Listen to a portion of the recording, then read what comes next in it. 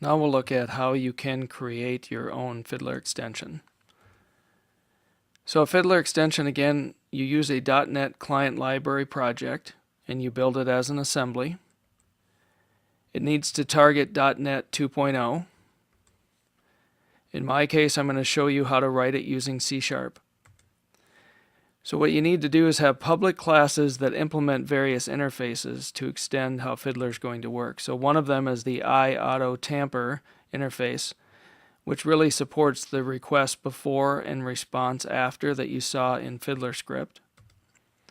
And there's an iHandleExec action, which you're going to use to extend the quick exec area again by adding to the method onExecAction. To write the extension, I created a class library project. You'll notice that I can specify, if desired, what version of Fiddler is required, so I need at least a version above this for this extension to load. I specify a public class that implements, in my case, I want to add a new quick exec function, but I want to do it using C#. So I'm going to implement the iHandleExecAction interface. There are a few methods in that. The important one is the onExecAction, which is going to take the commands that were specified.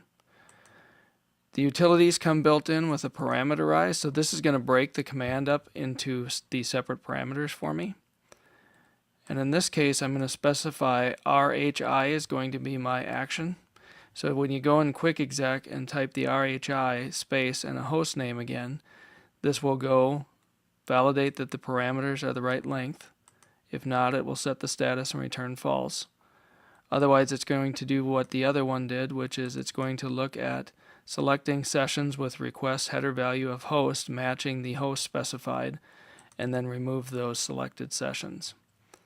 So I'll build this assembly, and then I'll drop it in my Documents folder in Fiddler in the Scripts folder.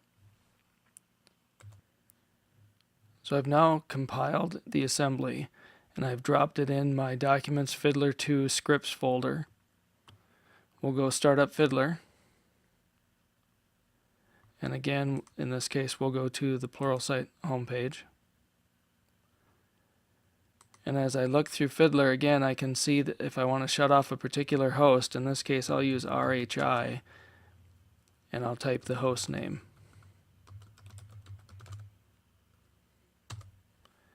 And you'll see it removes those sessions as you would expect. So again, it's just a way to extend how Fiddler user interface is going to work. I can also have it automatically change responses that would go back to the client or requests that would get sent to the web server. Again, in this case using C# code.